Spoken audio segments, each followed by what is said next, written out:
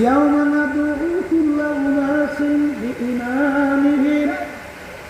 আমার মালিক বলেন প্রত্যেকটা মানুষকে আমার মালিক কিয়ামতের ময়দানে তার দলের নেতা নেত্রীর সঙ্গে ডাকবে। প্রত্যেকটা মানুষকে, আমি বলি না ওই সত্য কালামের ভিতরে আল্লাহ বলছেন, আমি শুনাইতে আল্লাহ বলতেছেন প্রত্যেকটা মানুষকে কিয়ামতের ময়দানে তার দলের নেতা নেত্রীর সঙ্গে ডাকবে। আমার মালিক বলবেন তোর দলের নেতা নেত্রী যেদিকে যায় ওদের পিছনে পিছনে সেই পথে যা।